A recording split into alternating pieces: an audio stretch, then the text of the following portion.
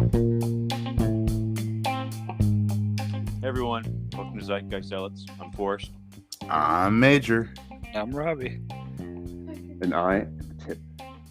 And today we're going to talk about the finale of Boba Fett and the new episode Peacemaker, which I think is the next list, is the episode before the finale.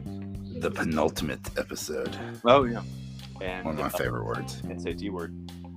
And did everyone watch South Park, new episode? Yes. Yeah. With Tolkien? Tolkien. Yeah. Oh my goodness. Oh, what is South Park doing right now? Are they making fun of themselves?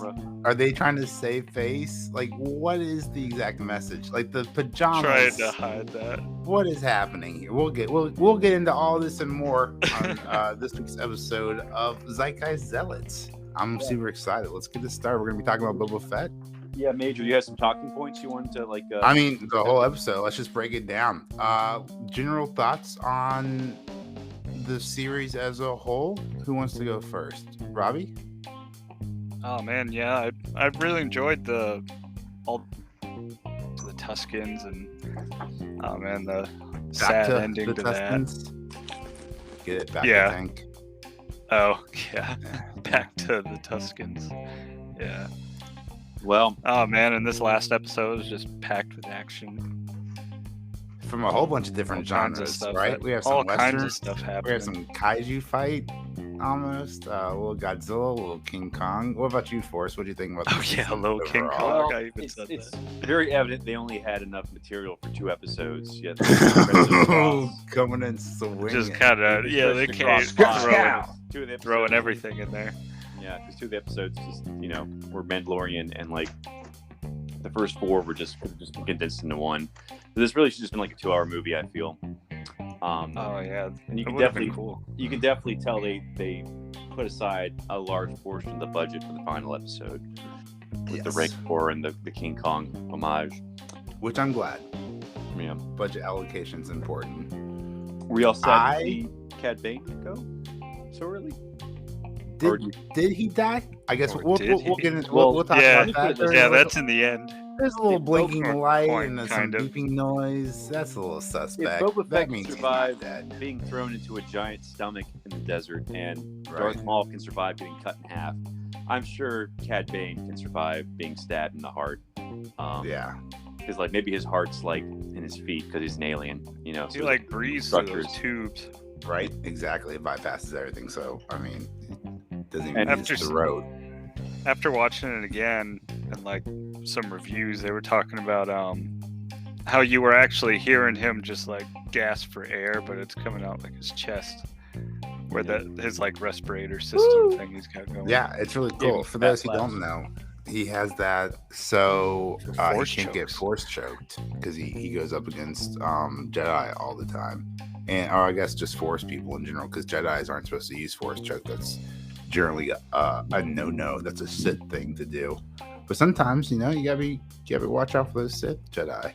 They're pretty sneaky. So no, I think Cad Bane's really cool. I hope he's not dead. I would love to see a prequel series for Cad Bane spinoff. Hey, don't give him any ideas. I think that'd be really cool, as long as they don't push the character out. As long as it's as brutal as Fennec Shin was in the last 5 minutes of this episode. Oh yeah, they'll probably have what if Cad Bane comes back, but he's I'm done being an assassin, and he switches profession. Kill the character. Don't do it. Kill the character off. He should become a dentist. Dentist. His teeth were really white, despite being sharp. You just named Cad Boon. That's the opposite of Bane. Took great care of those things. Oh. What's the opposite of joke? Whatever Forrest just said. So let's break down this episode. Oh yeah, and not too far into the episode, you have Grogu shows up. What does he have on him? Cute was Grogu in that X-wing. Fucking adorable. Why? I love how they're doing it all practical too, and not a CGI character. Right. If Grogu's so powerful, I mean, what's his role later on? I mean, that's my question. There's so much mystery with that character. Bella's girlfriend because he kicked Grogu out. I think we might get like I don't know. It'd be cool if like we get Darth Grogu. Dude, that's Darth Small. Like an evil Yoda. What if he's like the new Anakin, young, and who knows where he's going to be in the future? That's exactly it. You know, the real question is how many more years are they going to milk this Grogu IP? Are we talking 20 years? When the toy sales decline. The toy sales will never decline.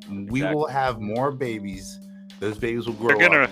They will see Grogu and they will want a Grogu plush. Well, is Tickle Me Elmo in the future, they're going to remember him as that Disney Yoda. That Disney Yoda. Yeah, when I guess Lucasfilm gets the rights back. Honestly, I'm getting tired of Baby Grogu. I'm tired. I know, because I want to see it grow up, powerful and evil. So you want to skip? So I mean, that would actually be cool. So now, like, if they introduce the character of Grogu, which they have, check that off the to-do list, right? In this plan, you now have a character that can live hundreds and hundreds of years, 600, 900 years. So you can jump ahead now in the Star Wars lore, 600 years if you want to, and we still have a known character. So I think Grogu does give them the opportunity to be able to jump forward in time centuries and centuries. Just a whole nother generation ahead.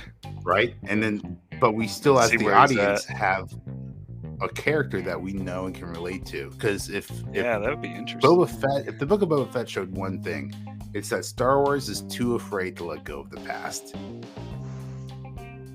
Well, by that logic, Yoda could be a Knights of the Old Republic. Because that was like what? That's like 1,000 years in the past? Before only 900.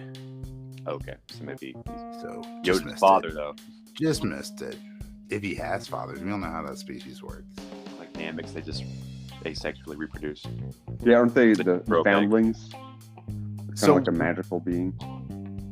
I have no idea. We don't know anything. George Lucas has been very purposefully vague on the Yoda character and was very strict in like the old legends and like the current canon kind of. Well, it's more respected in this current canon because it's bought by Disney now. But they don't really just talk much about Yoda. Like he's purposely vague, which was like Boba Fett before we explored him this season. That's basically what Disney's about now. They're like all these mysterious characters. We're going to take away all the mystery from them. Yeah, flush them all out. Just, in my opinion, hopefully, this is just maybe this is too much to ask for, but do a better job. If it's going to be about Boba Fett, make it about Boba Fett, right? I mean, I wasn't one of these diehard Boba Fett fans, like, coming into this show, right? I wasn't like, oh, I grew up for like 20 years, Boba Fett's like the greatest bounty hunter. No, I grew up being like, Boba Fett, that's hilarious. Like, he looks so cool and he dies like a moron. I do think with his jetpack. Yeah, it's funny. I do think like the most popular bounty hunter in pop culture is Boba Fett. Yeah, I think mainly because he was just so memorable. I think it was the helmet. He just had a cool helmet. He has a cool helmet. Because that's the main thing you remember is the helmet. But how cool does the Mandalorian look? Oh, like that stainless steel. That's like buying a car and you're like, oh, I love this color in green. And then like some douchebag like drives up next to you and he's got the same car and it's like this silver chrome. And you're like, fuck, that looks so much better. Like, I just want someone to this Halloween. I want to go as like a couple costume, like Boba Fett and Mando. I think that'd be so much fun. Like go to the bars, go downtown or whatever, go get some drinks, and you're just walking around like you and Mando or you and Boba. I think that'd be really fun. Yeah, I think there'll definitely be 2 Halloween costumes. Yeah, very, very popular stuff. Spray painted cardboard. Where was Luke? Or what was Luke doing he was so busy he couldn't even drive Grogu back to Tatooine? Oh, maybe the church. But the ants were building the church. He didn't even have to do anything.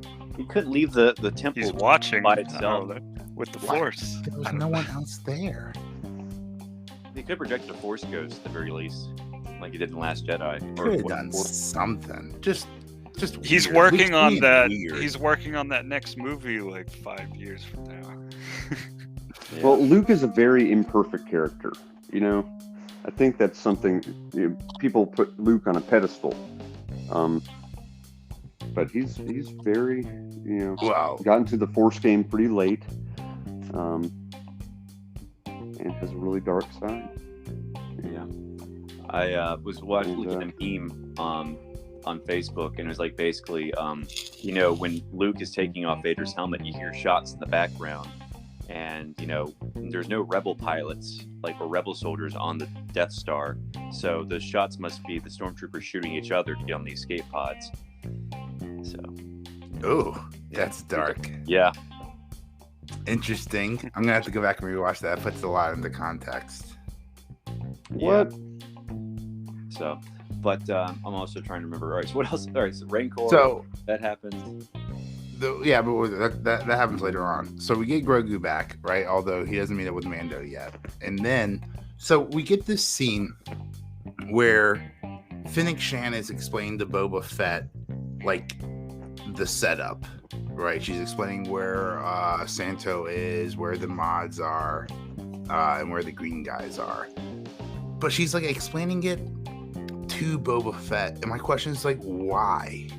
Why isn't Boba Fett in charge of his troops? I like the show not tell, or in this case, I guess show and tell that the writers are doing, that the show is doing. I understand the writing method to fill the audience in, but Mando is a stranger. Why don't you just have Boba Fett explain it to Mando? Why is Fennec Shan explaining it to Boba Fett in Boba Fett's show? I just think the writing, it's almost like they didn't like Boba Fett. He's just the leader to be the face. And then, I guess he's he's stoic, right? He only has 6 lines in the original trilogy. But then later on, Fennec Shan comes out and she's like, "Oh, Boba, you're too emotional to fight. So which one is it? Is he too stoic and doesn't say anything? Or is he too emotional? Is there no in between?" Whatever the fuck to be.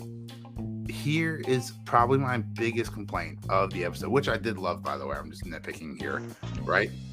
When they're talking oh, something doesn't feel right, and then Boba Fett tries to reach out on the walkie-talkies. Yeah, and then the ambush starts. He says they've laid a trap.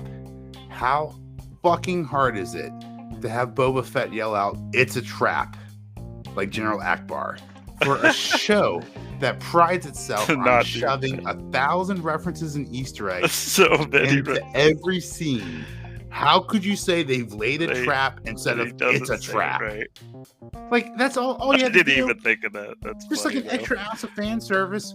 But I would have the GIF, everyone's "Oh!" screaming, that would have been me if Boba Fett was "It's a trap." I would much prefer if he was he mistrusted a fart and pooped his pants and was "It's a crap." I will let Seth nice Forrest know to do that in the next. When is Family Guy gonna the prequels? Make fun of the prequels? That's what I'm waiting for. If I was a billionaire, that's probably the first thing I would do, is pay Seth MacFarlane to do the prequels. Here's all the money you need. I love the Star Wars episodes. I still watch them. Who would play Anakin? I guess would Stewie still play Anakin? Who cares? Yeah. Who would would Peter, whatever work? Would Peter be Obi-Wan?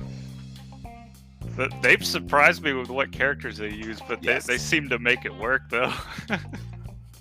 One of the best is when Roger shows up in the second one. Roger from American Dad, and Stewie's like, "Have we already run out of characters already?" Oh yeah, who was he?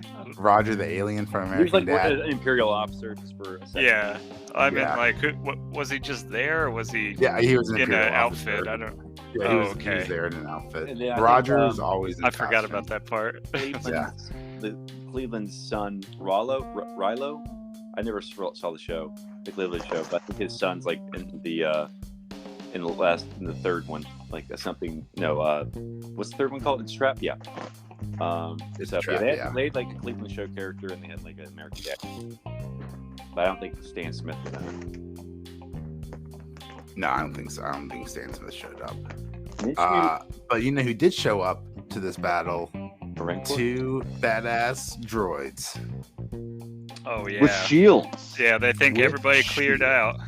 And then he turns on the heat vision, or he's whatever looking through the walls with. We'll call it heat vision. It's close enough. I like what turned the tide in the battle was just like a few people on the speeder.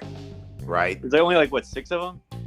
Yeah. No, we're pinned down and like 6 people show up on a speeder. And I want to point out that if you go back and rewatch the episode, the Red Ranger, when she parks her speeder, it blocks the other guys from being able to get to the troops. It's like the worst parking of all time. That's like spin off to the side. Speaking of spinning off to the side, what about that mod? The guy who does the most pointless spin in all of Star Wars. All he had to do was kneel down to do the same shot. He had to do this little twirl. It looks so bad. How does someone not cut that? How is someone on the floor?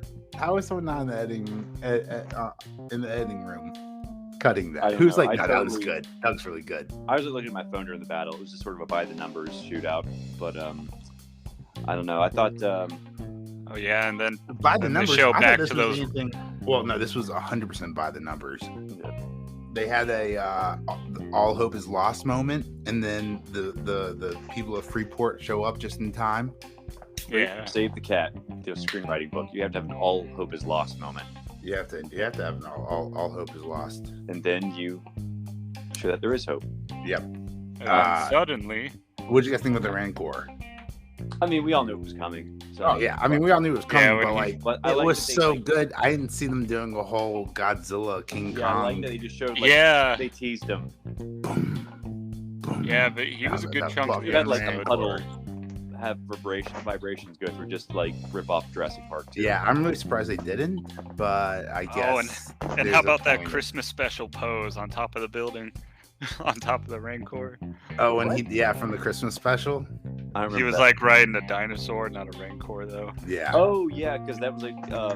See, that's what I'm talking about. It's that kind of minute fan service. They throw some. That's why I love. But you can't say it's a trap. They've laid a trap. Fuck off. I'm so mad about that. Oh, it is a trap. It would just become such another meme. Or if they already made a meme of them not doing it, it wouldn't surprise me. Yeah. So. Oh, that reminds me. Remind me after this meme episode creators to take the Admiral Akbar and then to change to they've laid a trap, and then I'll put Boba's face. Twitter face. We need some content on that. They've laid a trap. So. Wait. That's after Finn killed the bad guys. Is there a book? Where is the book of Boba Fett in this TV show? Very, very rare in the Star Wars universe. Yeah, he did write something on the tablet. He wrote that tablet. Oh, that's right. Yes, that was the book. Yeah, is that the book? On paper. That's weird. Is it paper papyrus? No, it was a tablet. And I present you the offer of nothing. A reference. I present to you an offer of a Godfather 2 reference.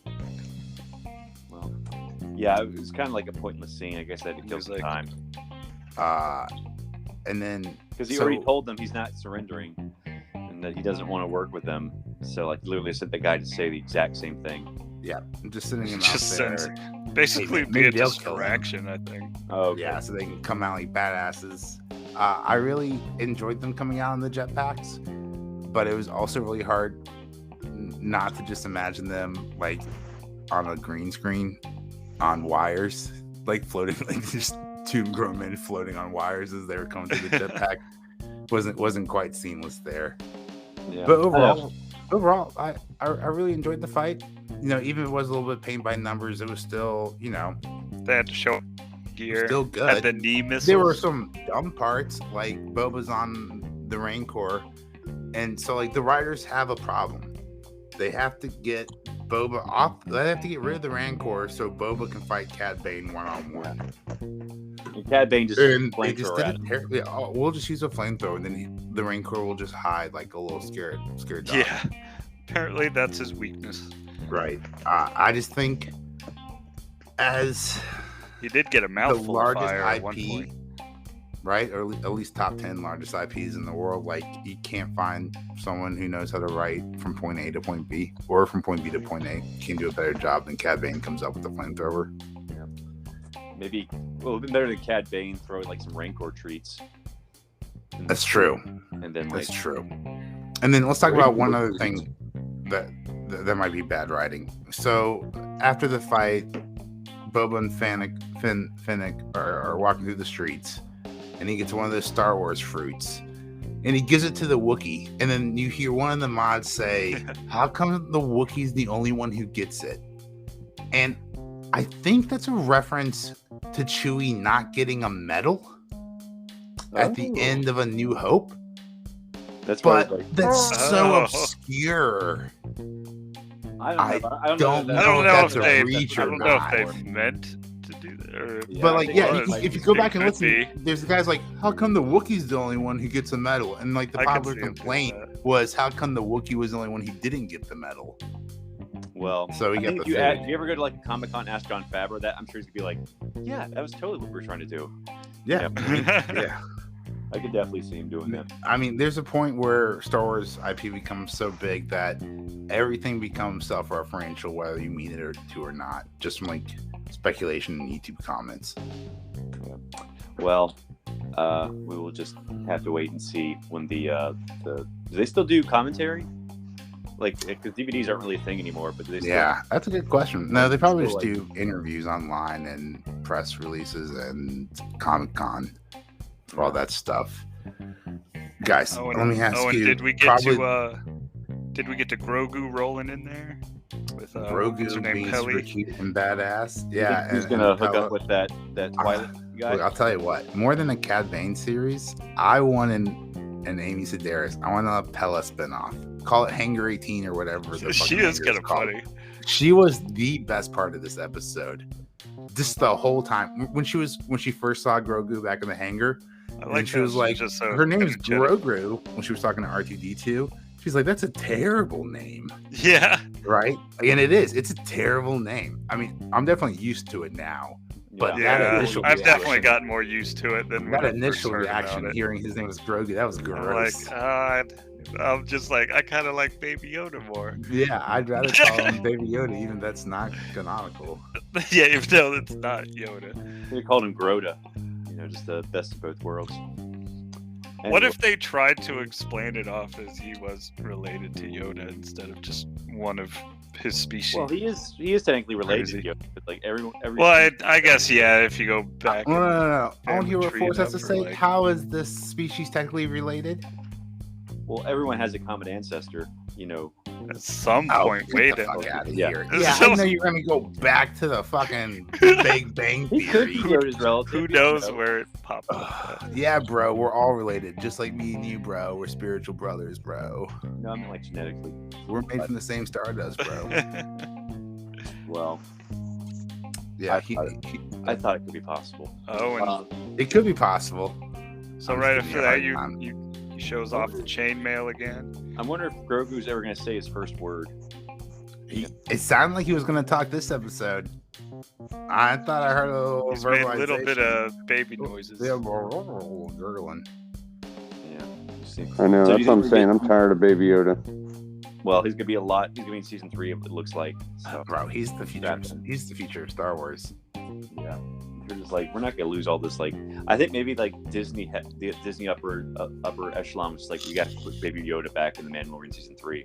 I know you wanted to get rid of him, but you could hate this season, and that's your right. That's totally fine. I'm not necessarily disagreeing with you, but I'll tell you, it got the Mandalorian back with Grogu, and that's all that really matters. Yeah. So it's back. Yeah, they're totally gonna do it. Sort of like what the series is based off, that manga. So I guess it's like what is at its heart. My question to you, Robbie, speaking of, are they going to do it? Are they going to do a Cobb Vanth spinoff? What is happening with Cobb Vanth in this post-credit scene? Maybe he's going to be the new Rangers, the New Republic. I do like the whole Western thing he's got going. Because my power's back on. Yay! That's it. Oh, nice. Celebrate. Well, I'm glad we didn't drain the battery of your phone, because there could have been like an emergency. Yeah, no, it's all good. You're just out in the mountains. Now, let's get... Does anyone have any final thoughts on the Book of Boba Fett before we close up this chapter of our podcast? Did y'all feel Black Chrysanthemum was used properly? Because it's sort of like he was like dogpiled on. They just sort of showed up. So I guess I'd like to see more of him. That's for damn sure. Yeah. I wish disappointed. Boba Fett's armor would go back to what it used to look like the teal instead of like the dark green they're going for. Get rid of that skirt he wears. Perhaps. I don't know. I kind of like the skirt. Well, anyway. I want to say probably get season 2, but one final thought from Tip. Yeah. I think the Book of Boba Fett isn't a great title. And overall, it was kind of a weak series. I feel like it was a transition, and they're leading these stories into something, something using more. Like The Mandalorian kind of became its own thing, but it's like stepping stones into creating this little armpit between the trilogies. So, well, I always thought that this is really just Mandalorian season 2.5 with a little bit of Boba Fett mixed in, because I think the plan prior to Mandalorian was to do a Boba Fett spin-off movie, and then I think Josh Trank, who directed the new Fantastic Four, had his nervous breakdown, and then he tranked it. He tranked it, yeah, like his career. So, but I don't know. I'm sure like the small subsection of Star Wars fans who love Boba Fett are probably not.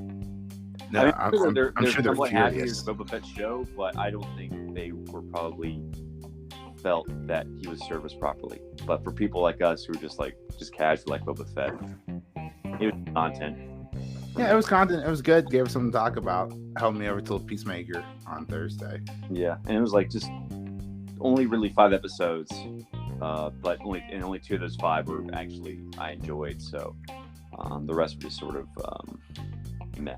So I don't know if they do like another season. Maybe I don't know what they could do. Maybe bring the twins back. Maybe have them travel to Hutta. And would it have made more sense for them to use the slave one or the whatever the underpaid worker one? The underpaid worker one against the robots instead of the rancor. I mean, I know they wanted to have the rancor, but maybe he could have had Penny stand opposite the ship, and he could have done the rancor. So it just seemed weird they didn't use that asset at all. Yeah. Well, I mean, so the ship could have taken them out, or the rancor could have taken them out, and it just made more sense. Why not have both? The rancor. Yeah. You have Mando. Why not just be like, Mando, come with me? They go back to the jet. They go back to the palace. They grab the plane and the rancor, and then just fucking light that city up. It would be too destructive. Well, maybe he thought the ship would cause too much property damage. Yeah. Little did he know about this rancor. Yeah. Well, I think the rancor can't shoot rockets. That's true. That is true. So, well, you could strap rocket launchers to the rancor. Another complaint. That'd be cool. I think for non-Clone Wars fans or people who just haven't seen the show, they really should have introduced Cad Bane earlier, because I think much earlier. For people who didn't know who he was, I'm sure like he had no significance for them. Yeah, that should have been like episode 2 reveal. Yeah, it should have been like, you're supposed to you're trying to sell these guys off as rivals, and yet he's in the next to last episode with Boba Fett, and they he just casually goes over their history in the last episode. So he should have been maybe set up as the main villain, because the real main villains sucked. It was the Pipe Syndicate guy and the mayor guy. So, I thought they were. Yeah, that's what the series did lack, was any good villain. And what is the big bad guy in the Star Wars universe? Yeah. Is there some big Sith Lord lurking on some forgotten planet? Was it a Sith Lord? That'd be funny. There was Moff Gideon or whatever, and he was killed by the Mandalorian. No, he's Cad Bane. Dead. Wait, is he still alive? In quotes, wink. Moff Gideon is still alive. If he can sell merchandise, they're gonna bring him back. Well, that's really all I have. This was some parts I liked, some parts I didn't like, but it's enjoyable. Oh, and what's up with the Mandalorian no longer being a Mandalorian? That was kind of weird. I mean, that's just setting up what season 3 is going to be about. Which, I mean, go ahead and do it now, so it doesn't take away one of our precious Mandalorian episodes. Yeah, the Creed or whatever is very impractical, because they all have to remove their helmets to eat anyway. So my question is, not a Mandalorian, why not just take his helmet off when he saw Grogu? That's true. He's like, I mean, I've got to wash it anyway. I'm clean. But let's go ahead and talk about Peacemaker. If you really want to. Do you really want to? If you really want to. Yeah. So. Speaking of magical helmets. Yeah. So episode 7, Stop Dragging My Heart Around. Right? Nice little play on words from Stop Dragging My Heart Around. Great song from the 80s. This episode opens up with a flashback of Chris and his brother Keith, Peacemaker and his brother, way back, before his brother died, and they're rocking out the Home Sweet Home, which I thought was really nice because that's how the last episode ended. It was with Peacemaker playing Home Sweet Home on Chekhov's piano. So I thought that was really nice how it opened up with the actual rock version, like that song's been with him for 40 effing years. And then we find out how his brother dies. He kills him, or more accurately, his dad kills him through him. Yes, his dad used him as the murder weapon. Yeah, instead of dog fighting, he had kid fighting. Yeah, and it's like, well, they live in a trailer, but how can he afford all that quantum bending technology in his? Well, that's why he lives in a trailer. That closet looks very expensive. Yeah, maybe that's what he can't afford a better house. All we can afford is to remodel the closet. All right, I guess that's all. He does have a nice house though. Like in the show starts, but apparently they were living when he had a mullet in the 80s. Yeah, I can't believe that. Having his two kids fight each other. I can't believe that wasn't a more lucrative business. Yeah, well, since he's apparently a technological genius. Yeah, maybe he just didn't want to stick out or something. Well, this is one character I do not want a spin-off show of. Yeah, that would be that would just be awful. Yeah, so we get the flashback, and then we see Peacemaker crying, and then Vigilante's knock on the door, and then it cuts into the intro, which I love, James Gunn's visionary direction. He's just a really good director, in my opinion. Yeah. But we find out Hardcore finds out about Abadayo being Waller's daughter, and then Emily Hardcore tells Mern, and Mern's like, of course I know. You think I wouldn't do a background check on the people in my group? And it's like, yeah, obviously. I just really, I guess juxtaposed to Boba Fett writing. I just really enjoy James Gunn's writing. It's crisp and it's real and it's fresh and it's smart and it's good. It's really good. So, I think Mern died pretty early in this episode, right? Yeah. About halfway through. So that was surprising. But I guess that was surprising. He dies shooting the police officers, making kind of a last stand. Yeah, and I thought it was... Well, I guess they had to make, the White Dragon death, the main death of this episode. They had to... Yeah. I don't know. And then, I'm trying to remember, so Mern died. The other butterflies killed him. Oh, how about the Exquisition? Oh, what is his name? He's in the green outfit. Judo Master. Yeah, he's out there with some Cheetos. He loves those things. And those two guys come by messing assholes, with him. And he steals their car and beats them up. And the guy at the register gives him a big thumbs up. That was great. So what do you think he meant by he was trying to tell Peacemaker that butterflies aren't what you think? That was one of the things I was going to ask you. Great question. I have no idea exactly what they think. They're looking over people and they're gonna maybe Judo Master was lied to the whole time, and once he finds out the truth, he'll become a good guy. Because we see in the song that Judo Master is John Cena pops him up on his shoulder. So maybe he becomes a good guy at the end when he finds out the truth. Maybe he was just lied to this whole time by Goff. I'm feeling he's going to come. He's going to show up in the last episode. And he's going to help Peacemaker and the gang. That's what I'm saying. Yeah. So, but I guess I really liked how Vigilante helped Peacemaker fighting his dad. Kind of went all over the place with this episode, but Vigilante was 8 out of 10 this episode. There's one part that we'll talk about later on that I felt like it was just too much. But when he threw his pants down. No, I thought that was great. That was great, right? That was like of Butters. Course. No. I was like, of course, Vigilante is one of those people who fucking pees with their pants all the way down. Like, of course. I could totally see that. I guess we'll talk about it now. My only complaint with Vigilante this episode was like when John Cena, spoiler alert, kills his dad. John Cena is he's in the zone. He is such a good actor, and he was having such a moment. And I just wish James Gunn let John Cena shine in that moment as Chris Smith, who just killed his dad, and he's crying in the middle of the street. But you had to just go and marvel it up just a little too much with Vigilante coming in there. Well, now's a weird time to work on those face exercises. Yeah, the Feige on your shoulder. Yeah, use that line on the car ride home. That did right? make or when they were riding away.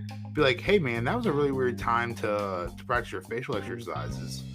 But yeah, like just let John Cena shine as an actor. He's really good. He was really in the zone. This was his moment to show off some character depth. Him crying in the streets. I mean, we've seen him cry multiple times before, I guess, but he was really feeling it this time. You could tell. And then like the whole moment was just undercut by not even a good quip. But I tell you what, besides that, Vigilante was spot on this whole episode. Yeah, I do think I wish Peacemaker had his helmet with him, because that was kind of the only way he could defend himself against his dad's armor was with I don't know if he had the one with like the shock, or did he have the X-ray one on? Well, I mean, he had at the time, what else did they use besides those two? So no, that's the only two they used. It would have been cool and he had a bunch of him use like a different helmet to fight off his dad. Because I'm curious what else he had. I do like. I guess we'll never know. Or I guess maybe you can grab the helmets now that his dad's dead. Right? There's no one else there's no one alive to track him. Yeah, of course. I would. Vigilante takes the suit but like touches it up. How crazy would that be? Vigilantes like makes it his colors and stuff. Yeah, I could see that. Yeah, because his suit is fucked because he threw a grenade and did not run away from it.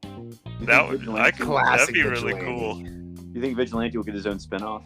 No. If he survives next episode? No, not at all. I hope not. I do think this is getting a second season, and I think he will be I think he'll show up in season 2. But I don't think he's got enough gusto to carry his own show. Yeah, we'll see. I mean, the reason I brought it up is like he actually had an actual comic book series that lasted. Oh, did he? 60 issues, yeah. So he's like Peacemaker only had one limited series that lasted 4 issues. I tried to look for a Peacemaker series, there isn't one. I think they're doing a lot of stuff. They're doing some Peacemaker stuff now. But yeah, Peacemaker sort of just an ancillary character in the DC universe. But Vigilante, he showed up in the Teen Titans, and he was basically DC's version of the Punisher. His family was killed by the mob. But his series lasted. But Peacemaker showed up in that series, that comic book series. So it's kind of funny that Peacemaker's not the lead and Vigilante's the supporting character, because in the comics it was the other way around. That's funny. That's kind of like Robin. That's why I thought he might be show like Titans. Yeah. So, but yeah, we'll just see. I'd love to see a Booster Gold series from James Gunn. That'd be great. That would be good. I would really enjoy that. I'm wondering if his partnership with Marvel is going to end after Guardians 3. Probably not. Guardians 3 will make $1 billion, and then they'll sign another contract. Yeah. Well, we'll see. I think there's going to be a Guardians of the Galaxy holiday special. Yes, I believe that is correct. I think it's probably going to come out this Christmas, because I love James Gunn. The third one's coming out next year, I believe. It's so far away. I also want to talk about y'all all saw that trailer, not trailer, but that promo I sent you for all 4 DC movies coming out this year. Yeah. Are we done with Peacemaker? Yeah, I just want to talk about that before. I just wanted to bring that up. Yeah, we can talk about it. So yeah, with Black Adam, The Flash, and Aquaman, and the Batman. How good does Black Adam look? I knew he was going to look good, but it looks so good. I might actually be looking forward to. I'm looking forward to more than Aquaman and Flash, which isn't for sure. But I had no interest in Black Adam. I thought it was just like an Andy project, The Rock, which it is. But I think it can actually be good because it's going to introduce the JSA. And Pierce Brosnan looks great as Dr. Fate. So that's what I'm really excited for, and for Hawkman. So, I think if Black Adam results in a Hawkman, Dr. Fate, or JSA spinoff, then yeah, I'm all for it. Yeah, you'll be happy. You'll be one happy camper. Yeah, but I think the Flash footage was nothing exciting. The Aquaman footage was like one scene where he's wearing a blue suit. Which is comically accurate. He had like a blue suit in like the 80s or 90s. So the sad part is you're gonna have to watch like the Flash regardless if you want to or not, because it's Flashpoint. They're gonna reset everything. So in order to understand what's happening, you kind of have to watch it. I'll watch with Rick Trex. How about that? Deal. I don't know. Maybe it'll turn out to be amazing. I don't know. But... No. Spoiler alert. I'm gonna make you watch it for the podcast. So, hey guys, I was thinking, prepare yourself. Now that Disney owns Marvel, right? They could cross over the Disney universe, like the Little Mermaid, into like Aquaman could go and save the Little Mermaid. Well, first of all, how crazy would that be? But he could swim with Namor, though, who I think is going to be in the new Black Panther movie. Without Black Panther. My question is, who wants that? What audience is begging for this IP mix mashup? Yeah. Hey, I'm just saying. Now, if you want to tell me Lion King was located in Wakanda, I'm all for that. But boom, there you go. Now you're thinking. But Aquaman and the Little Mermaid, I don't think anyone's asking for this IP. Or if the fairy godmother studied under the Ancient One from Cinderella. If the fairy godmother from Cinderella studied under the Ancient One from Doctor Strange. Yeah. The fairy godmother is the Sorcerer Supreme back in the day. Oh yes, she was the ancienter one. So yeah, Peacemaker. I guess the big finale was with the cow, which is like a giant moth. I was so happy for a second when they were driving off in that van, and wasn't Euronymous is like, "There's never a wrong time to rock," which is one of my favorite recurring lines from this episode. Yeah. They drive off in the distance. I had a panic for a second, and I was like, "Oh my gosh, the episode's about to end. We're about to see the credit scene, or like the credit titles show up, and we're not going to see what this cow looks like." But then we get to see it, and boy, do we see it! What did you guys think about Yeah. Like, holy basically what I thought it was going to be. It looked Pardon like me. more like a larva than an actual moth, but Yeah. Oh, Huge. my goodness, what is God, happening? How do they it was transport like they that just thing? kept zooming that out. Yeah, I would like see to why try some of that teleport is- nectar. How See do why they get teleport that is thing their only over? option. They're teleport. So they want to teleport it, and they're essentially never going to be able to find it again. After seeing it, I'm going to guess that they probably would be able to find it again. Yeah. But no. So basically, I'm really excited. Teleport see to how some this random ends. point underground or something. I don't know. Yeah. I hope it's How are like they going to Nectar's kill it? Pasteurized. How do they even have the gunpowder? Like, I don't know if they have any guns big enough to kill something like that. What's he going to You just have to find the weak spots. Yeah, the eye. Maybe it's one tooth. Yeah, you could. Yeah, exactly. So shoot it in soft spot. I don't know. That creature did not look happy. No, it's being. It was not one of those Japanese Wagyu cows that get massaged and roam It's on just the like, hilltops in the sun. It was No. like, "Rah!" Yeah, that cow looked in pain. It looked sad. Maybe they don't kill it. Maybe they free it. Maybe John Cena, maybe Peacemaker learned something from his ventures with Starro. Maybe they teleport it back home. I just want to. That'd be lame, use it but as I way don't see how they're gonna kill something that fucking big. And I don't see how something that fucking big got taken over by a bunch of butterflies. Like, couldn't it just roll over on them before they ever captured them? Well, there was very that big slow. starfish. They beat that big starfish. They did. And I'm looking forward to it. It's gonna be great. And it's gonna be Ratcatcher. That'd be really great if Peacemaker just called up Ratcatcher. That's probably Ratcatcher just comes in on all these rats and then just fucking eats the cow. Yeah. Again. Do you think there'll be any more Suicide Squad cameos? Not until I think next season. I think Waller season 2. might make another appearance just to close up Adebayo's stories. I think she might show up on FaceTime again. Yeah, that's actually. I could see Amanda Waller. Maybe Bloodsport, like for a quick cameo. Ooh, Amanda Waller. I'm calling it now. She's gonna be in the episode. She's gonna wrap things up with that like you were saying. Well, but I think she's also gonna be in the post-credit scene. It's gonna tease something else in the future. Yeah, I'm thinking post-credit scene. Squad movie. Yeah. Spin-off. So, yeah, I don't know. It's gonna stink because after this week there'll be like no DC content for 2 weeks. Then the Batman. Yeah. Oh. And then Moonfall doesn't come out till March 30th, or not Moonfall. That's already out. That's already out. What's the Moon Knight? Moon Knight, whatever. Well, we could talk about Star Trek. Yeah. Oh, speaking of South Park or Young Justice. I know. I said Star Trek. Well, we got to wrap up over 50 minutes, but I don't know, maybe next week we'll have more time because we'll only have to talk about Peacemaker. But Major, want to plug the social media? Oh my gosh, do I ever? Only because I love our listeners so much and I just want to talk to them all fucking day. You can talk to us on Discord. You can find that Discord in the link below, or on our Twitter. You can find us on Twitter at Zealot Podcast. Please tweet at us. Let us know what you think about Peacemaker Episode 7. What did you think about Boba Fett? Season finale? Series finale? Who the fuck knows? Usually they say something like Thanos will return, or the Mandalorian will return, but we got nothing at the end of this, and I think that's because the executives at Disney don't know what to do with this IP now. I'm sure they thought they were going to get a second season, but boy, the reception has not been great. What did you guys think? Let us know. Tweet at us. Go on Twitter, find our Discord, come join the conversation with us. We'd love to hear your thoughts on some of our favorite TV shows so far this year. I've been Major. Negative or neutral? Yeah, it could be all three. So, well, I'm Forrest. I'm Major. I'm Robbie. And I'm Pitt. Bye, Thanks for listening, guys.